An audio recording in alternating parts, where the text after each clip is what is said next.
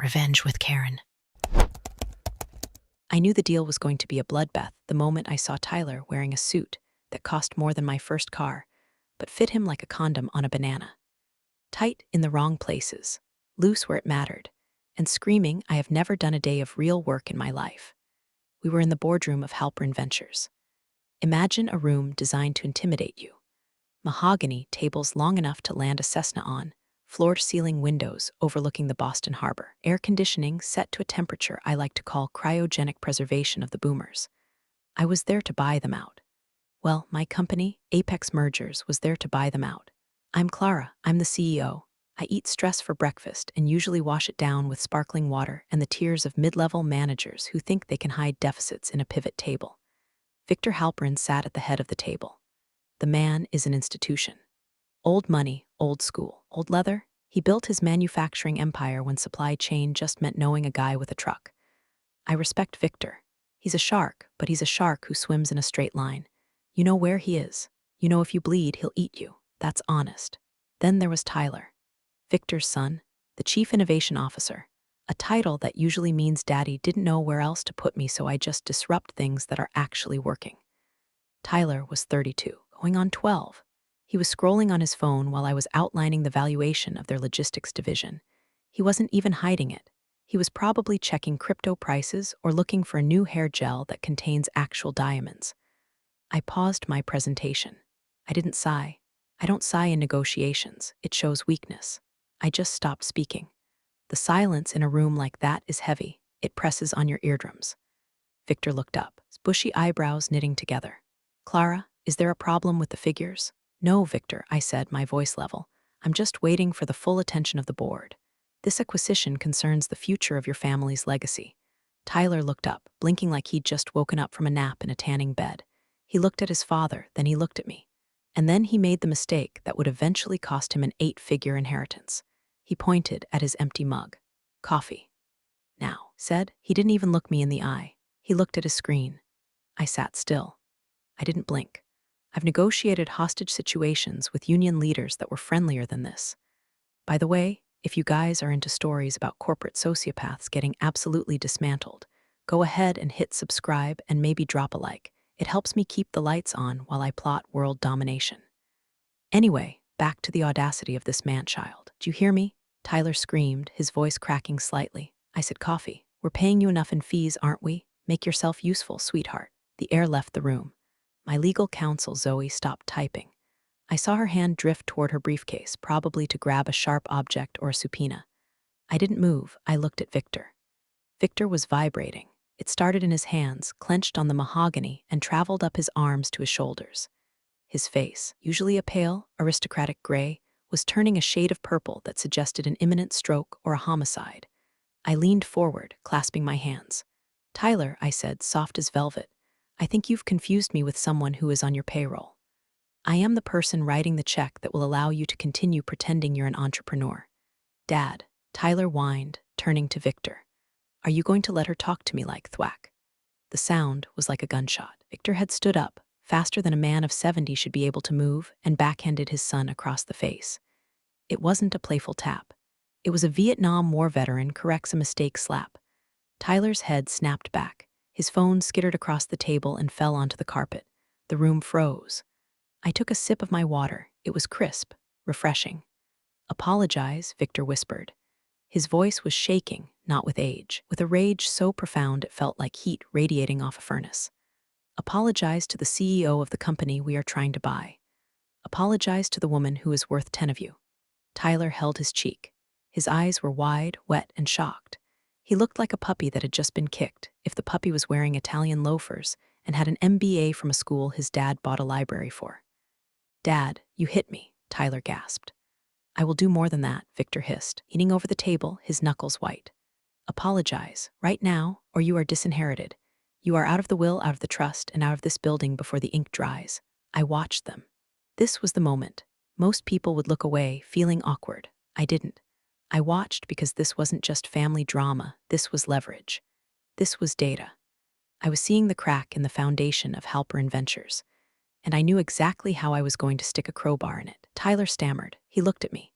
There was no remorse in his eyes, only humiliation and hatred, pure, distilled, impotent male rage.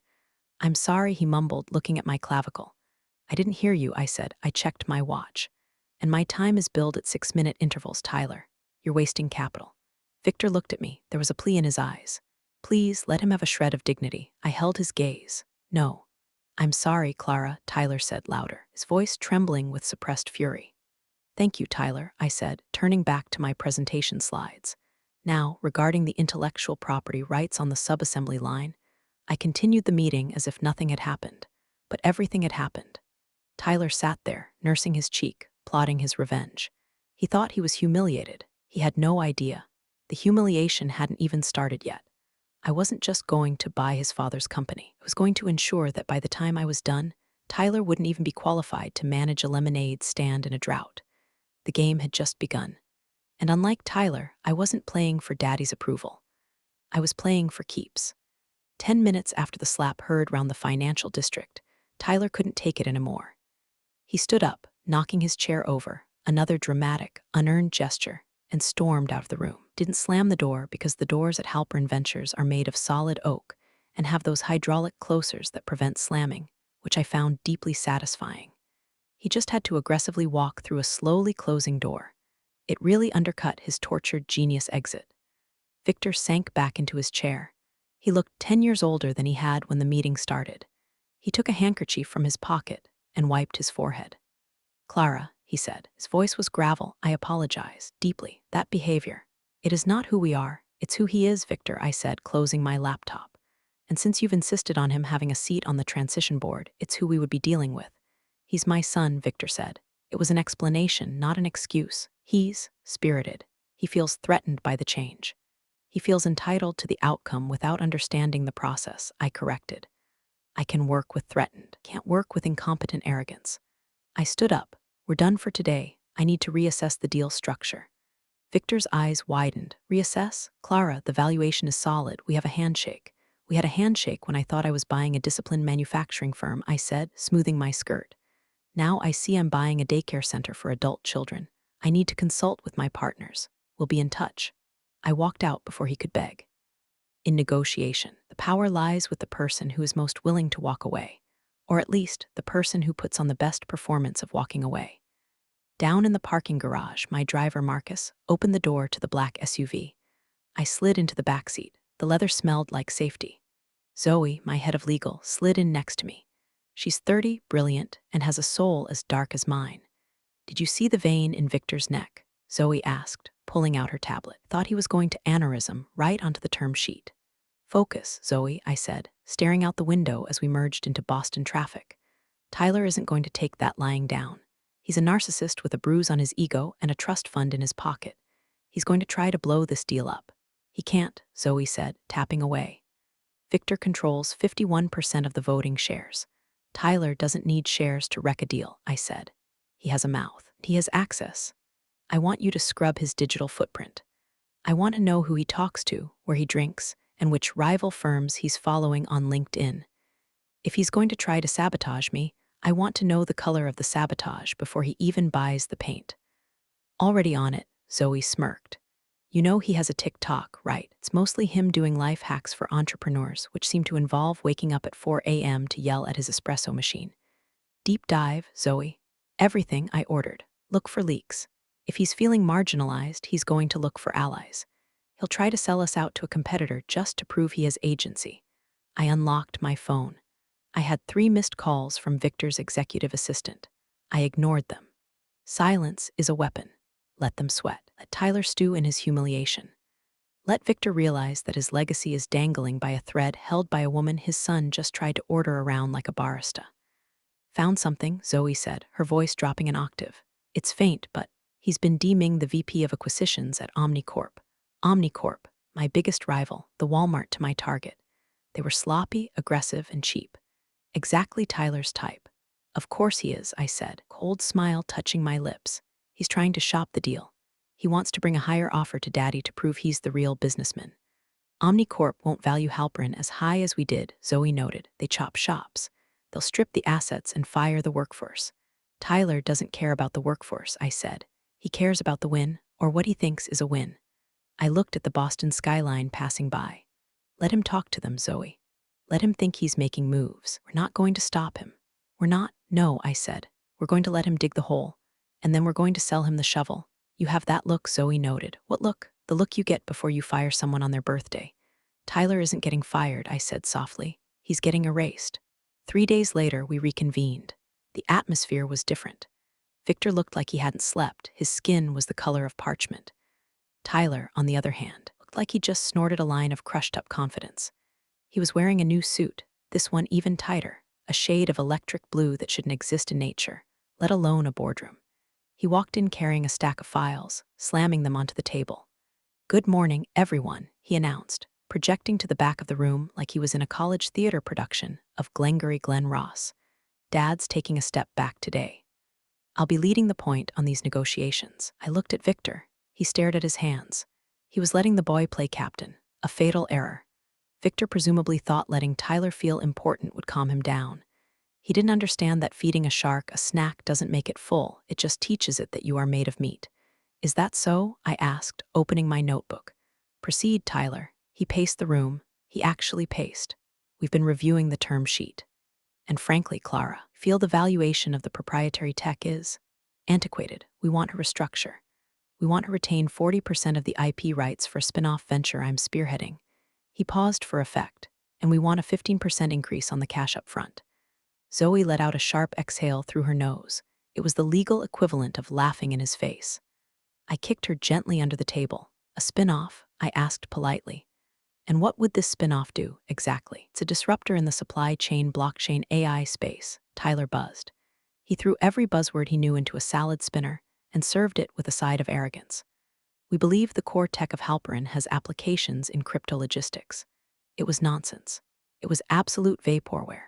He wanted to take the company's crown jewels, the patent portfolio for their automated sorting machines, and use it to scam venture capitalists in Silicon Valley. "Interesting," I said. "Didn't write anything down. And if we don't agree?" Tyler smirked. "Well, let's just say there are other suitors, more forward-thinking suitors, who understand the value of innovation." There it was, the OmniCorp card. He was bluffing with a hand I had already seen. "I see," I said. "Well, Tyler, those are significant changes. We will need to take them back to our investment committee. We'll consider them." Tyler beamed. He looked at his father like, "See, that's how you handle the help. Good. We expect a response by Friday." "You'll have a response," I promised. I walked out of that meeting and went straight to the Ritz-Carlton. Not to sleep, to work. Tyler thought the deal happened in the boardroom. That's why he was an amateur. The deal happens in the quiet corners of country clubs, in the back of steakhouses, and over encrypted messaging apps. While Tyler was busy designing logos for his imaginary blockchain AI startup, I spent the next 48 hours systematically meeting with the other board members of Halperin Ventures. These were Victor's old friends, conservative men and women who liked dividends, stability, and scotch. I met with Lenore, the CFO, for high tea. "Tyler wants to strip the IP," I told her, stirring my Earl Grey. "He wants to gamble the pension fund's security on a crypto venture." Lenore, a woman who still balances her checkbook by hand, looked like she'd swallowed a lemon. "He can't. That IP is our collateral. He's talking to OmniCorp," I added gently. "They'll let him do it. They don't want the factory. They just want the land." I met with George, the head of operations, at a cigar bar. "If the deal falls through, Tyler takes over operations," I lied. Well, it was a half-lie. He thinks the current sorting system is boomer tech. George practically bit through his cigar. "Boy can't even sort his own laundry." I wasn't reacting to Tyler. I was insulating the building against him. I was wrapping him in a cocoon of his own incompetence. By Thursday night, I had the votes. Not the votes to buy the company, I already had those. I had the votes of no confidence in Tyler, stored in the back pockets of 5 angry board members. But I needed him to go further. I needed him to feel so safe, so victorious. He would expose his throat. "Zoe," I texted on Thursday night. "Release the rumor." "Which one?" She replied. "The one that says I'm scared. The one that says Apex Mergers is blinkering." Done. Tyler wanted to play disruptor. Fine. I was about to disrupt his entire reality. The rumor hit the street at 8:00 a.m. on Friday. Bloomberg ran a small ticker item. Apex Mergers rumored to cool on Halperin acquisition amidst strategy shift. Was vague enough to be deniable, but specific enough to be terrifying. Unless, of course, you were Tyler. For Tyler, this was V-Day, Victory Day. He assumed that his hardball tactics regarding the IP and the valuation had scared me off. He thought he had stared down the Dragon Lady and won. I sat in my office, my monitors glowing with market data, watching his descent in real time. It wasn't market data I was watching, though. It was Instagram. Tyler threw a party. Of course he did. He threw a party on a Friday afternoon at a rooftop bar in the Seaport District. He posted a story, a bucket of Dom Perignon, a panoramic view of the city, and a caption that read, "Sometimes the dinosaurs can't handle the meteor. New era loading, #disruptor #CEO energy by Karen." Karen, I whispered to the empty room. That's creative. I didn't get angry. I hit print. Then I hit save as. I sent it to Zoe to notarize. He posted again an hour later. A video this time. He was drunk. His tie was around his head like a headband, the universal sign of a frat boy decomposing. He had his arm around a guy I recognized. It was the VP from Omnicorp. Big things coming. Tyler shouted over the bass of some terrible EDM track. Real partnerships. No more corporate stiffness. We're taking this to the moon. The Omnicorp VP looked uncomfortable. He knew better than to be on camera during a quiet period. But Tyler was immune to consequences. Or so he thought. I screenshotted the frame where the Omnicorp VP was visible. That was a breach of the exclusivity clause in our letter of intent. Tyler had just handed me a legal grenade, but I wasn't done. While Tyler was popping bottles, I was on a conference call with the 3 main suppliers for Halpern Ventures. See, Halpern makes industrial pumps, but they don't make the valves inside the pumps. They buy them from a niche manufacturer in Ohio. They don't make the controllers. They buy them from a firm in Shenzhen. Gentlemen, I said to the supplier reps on the call, as you know, the acquisition is in a delicate phase. There is instability in the Halpern leadership, specifically guarding the future direction of the product line. We've heard rumors, the Ohio rep said. Something about blockchain? Exactly, I said, letting the absurdity hang there. If that pivot happens, your contracts for the standard valves will likely be voided. However, Apex Mergers is looking to secure long-term supply chains for our other holdings. We would be interested in acquiring your output capacity. All of it, exclusively. For how long? 5 years. Guaranteed volume, and percent above current market rates. Silence. The sound of calculators clicking in Ohio and Shenzhen. We would have to drop Halpern, the Shenzhen rep said. Halpern is pivoting to crypto, I reminded them. Do you want to be paid in Dogecoin? By 4:00 p.m., while Tyler was probably doing body shots off a cocktail waitress, I had signed exclusivity agreements with the 3 vendors that Halpern Ventures needed to exist. I wasn't just buying the house anymore. I had just bought the water pipes, the electric grid, and the road leading up to the driveway. Tyler could keep the house. It was going to be very cold and very dark inside. Zoe walked into my office at 5:00 p.m. She dropped a folder on my desk. You look too happy, I said. I found the other thing you asked for, she said, the slush fund. I opened the folder. It was dense. Bank records from the Cayman Islands, shell companies with names like T-Bone Holdings, God, he was an idiot, and transfers. Monthly transfers from Halpern's maintenance budget into these shells. He's been billing the company for consulting fees to his own shell companies, Zoe explained. Subcontracting maintenance work that never happens. How much? $3 million over 4 years. I ran my finger over the numbers. It wasn't just incompetence. It was embezzlement. It was grand larceny. Didn't just break the deal, I said softly. He broke the law. Do we call the SEC? Zoe asked, hovering her hand over her phone. No, I said, closing the folder. Not yet. The SEC takes years. I want this done by Tuesday. So what do? We go to dinner, I said. I think Victor is free. I met Victor at Lakauku. It's the kind of place where the lighting is so dim you can't see the prices on the menu, and the waiters move like ghosts. It's where Boston's elite go to bury bodies without getting dirt under their fingernails. Victor looked frail. The swagger was gone. The rumor of my withdrawal had hit him hard. He knew that if Apex walked, the stock would crater. He was drinking a martini, and judging by the slight tremor in his hand, it wasn't his first. Clara, he said, half rising. I'm glad you came. I wanted to clarify the rumors. Sit, Victor, I said, taking my seat. Ordered a sparkling water with lime. I needed to be razor sharp. We went through the motions of ordering. Small talk about the weather, the Red Sox, the decaying state of the harbor tunnel. We danced around the elephant in the room until the appetizers arrived. Tyler believes you are leaving the table, Victor said, cutting his steak tartare. He is. Celebrating, I said. Instagram is a powerful tool. Victor winced. He is young. He is foolish. He is a criminal, Victor. I said. The silence that followed was absolute. The clatter of silverware in the background seemed to fade away. Victor stopped chewing. He looked at me, his eyes narrowing. That is a strong word, Clara. I have a file, I said. I didn't produce it. I didn't need to. The threat of the file is always heavier than the file itself. My due diligence team found discrepancies in the maintenance accounts. Subcontractors who don't exist, voices for repairs on machines that were scrapped in 2019. Payments routed to accounts in the Caymans controlled by a T-Bone LLC. Victor went pale. He put his fork down. How much? 3 million, give or take. Victor closed his eyes. He looked suddenly like a very old, very tired man. He knew. Deep down, he must have known. You don't lose $3 million in a manufacturing firm without the owner smelling the smoke. He had chosen not to look. He had chosen to let the boy play, hoping it was just a phase.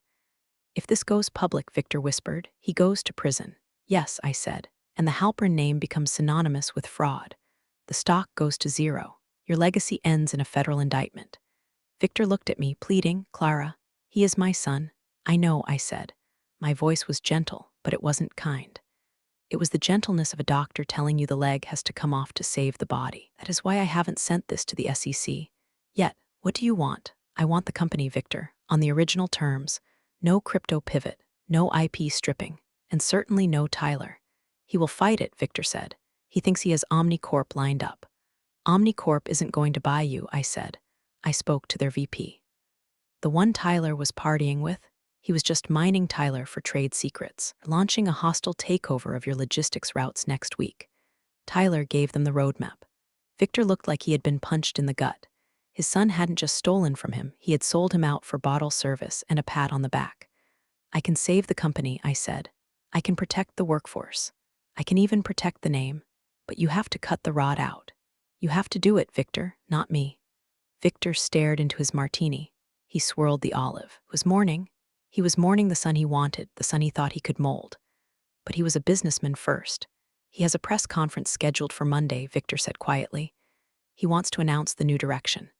Let him, I said. Victor looked up, confused. Let him go up there, I said. Let him stand in front of the cameras. Let him think he's won. And then, you end it. It will be cruel, Victor said. It will be final, I replied. And Victor, I need an answer before dessert. Victor looked at me. Then he looked at the empty chair where a son should be sitting, but wasn't. I'll have the soufflé, Victor said. His voice was dead, but his hand was steady. The deal was done. Monday morning. The press conference was held in the atrium of the Halpern building. They had set up a stage, blue lighting, and a banner that read Halpern, "The future is decentralized." It looked like a TED talk organized by a frat house. I wasn't there. I was in my office watching the live stream on one monitor while I finalized the vendor contracts on the other. Tyler bounded onto the stage. He was wearing a black turtleneck. Of course he was. He was channeling Steve Jobs if Steve Jobs had been allergic to actual work. Welcome, everyone, Tyler shouted into the headset microphone. Today is a historic day. For too long, Halpern Ventures has been stuck in the past. Metal, gears, grease, boomer stuff? He actually said boomer stuff. The stock dropped 2% instantly. I watched the ticker on the bottom of the screen. We were in talks with Apex Mergers. Tyler continued, pacing the stage. But we realized their vision was too small. They wanted to keep us in the 20th century. So I made the executive decision to terminate those talks. Terminate, I repeated, swirling my coffee. Cute. Instead, Tyler shouted, throwing his arms up. Pivoting, we are launching Halpern Coin, a logistics-backed cryptocurrency that will revolutionize how we move atoms with bits. The silence in the room was palpable even through the video feed. The journalists looked confused. The employees standing in the back looked terrified. And Tyler added, we are entering a strategic partnership with OmniCorp to share our IP. That was the signal. I picked up my phone. I dialed the CEO of the Ohio Valve Company. Jim, I said, he just announced the IP share.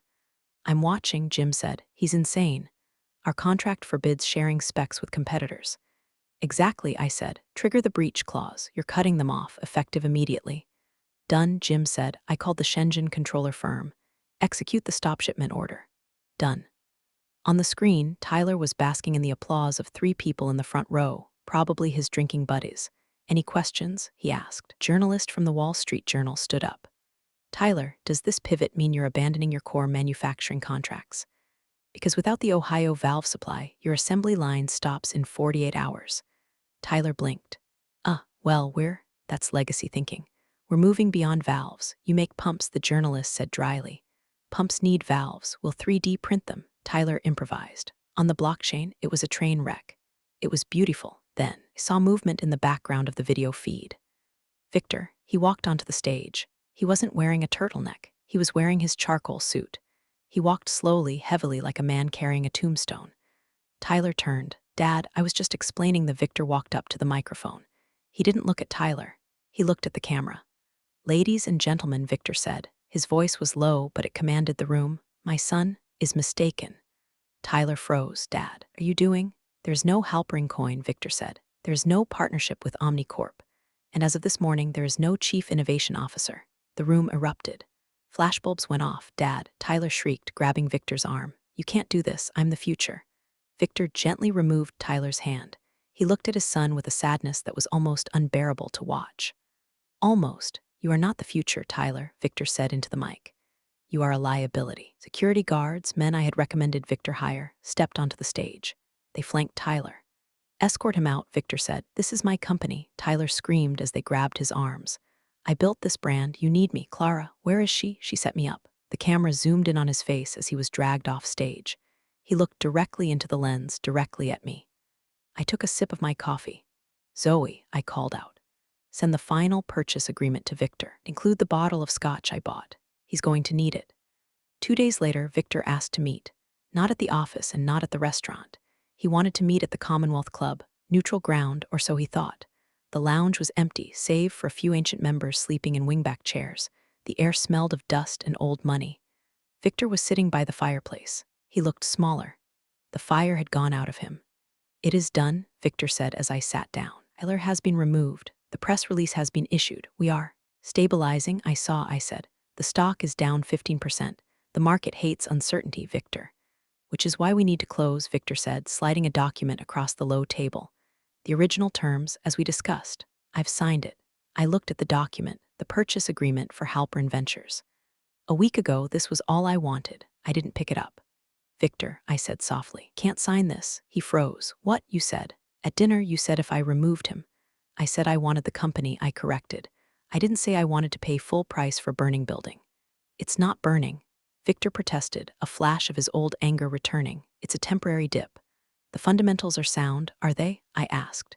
Your supply chain is broken. Your Ohio vendor canceled their contract yesterday. Shenzhen controller supplier put you on a permanent hold this morning. Victor turned ashen. How do you know that? Because I own their contracts now, I said. Victor stared at me. His mouth opened slightly, but no words came out. He was processing it. He was realizing that while he was dealing with his son's tantrums, I had been dismantling his engine. You bought my supply chain? I secured exclusive rights, I said. Which means, Victor, that Halpern Ventures is currently a factory that cannot make pumps. You have a lot of metal and a lot of people, but you have no product. You are dead in the water. Victor slumped back in his chair. He looked at the ceiling. You strangled us. I insured myself, I said. Tyler was erratic. I couldn't risk him blowing up the supply chain, so I bought it. Now, I'm the only person on Earth who can turn your factory back on. I reached into my bag and pulled out a new document. It was thinner. Here is the new offer, I said. Victor looked at it. This is 60% of the original valuation. It's the fair market value of a distressed asset with no supply chain and a PR crisis, I said. And it includes a clause ensuring the retention of your entire workforce. I'm not OmniCorp, Victor. I'm not going to gut the place.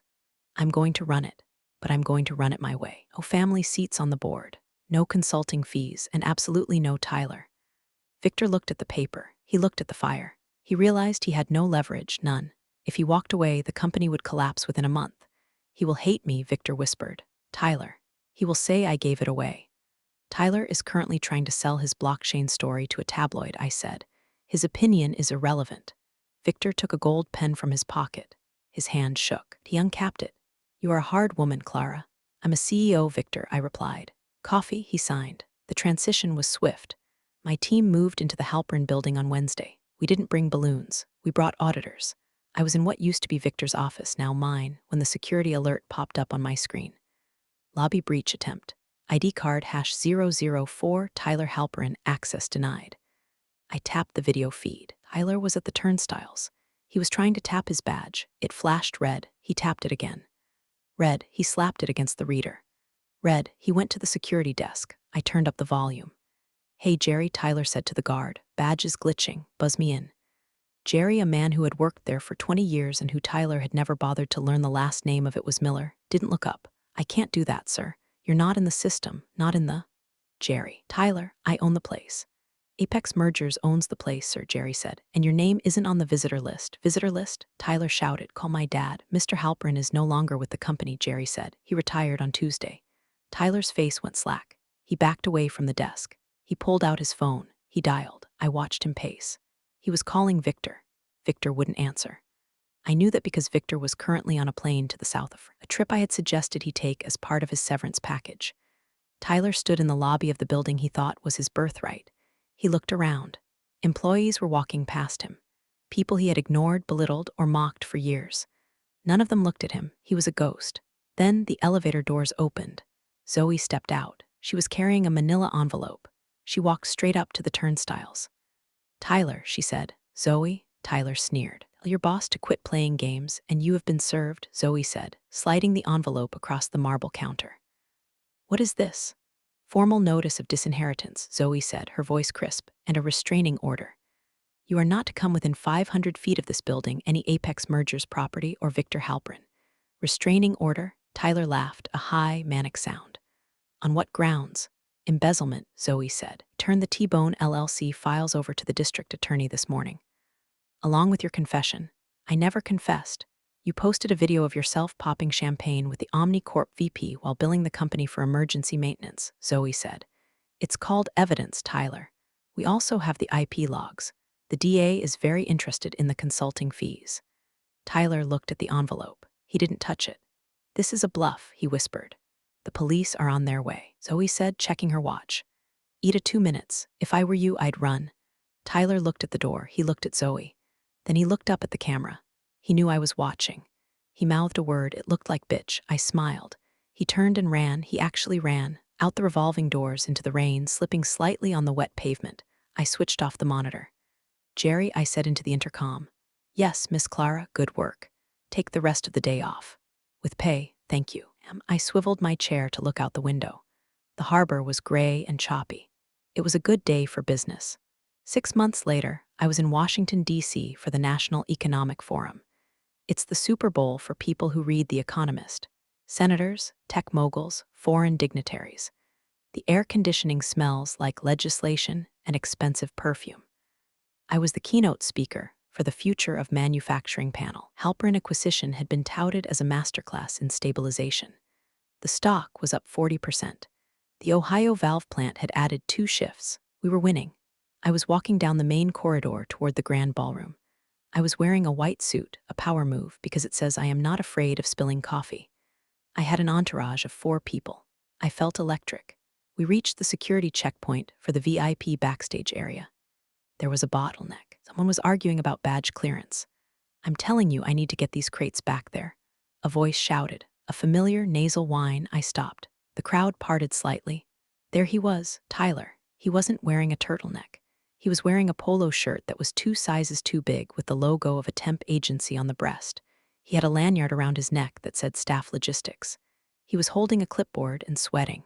He looked older. Puffy. The shine was gone. Entitlement had been replaced by a desperate, frantic energy. He was arguing with a Secret Service agent. "I used to run a company," Tyler shouted. "I know how this works." "Back up, sir," the agent said, hand on his holster. Then Tyler looked up. He saw me. The color drained from his face. He froze. I stood there 10 feet away. The hallway went silent. My team stopped. They looked at him, then at me. They didn't know who he was. To them, it was just a noisy temp. Tyler opened his mouth. He closed it. He looked at my suit. He looked at his clipboard. He looked at the staff badge dangling against his stomach. This was the moment.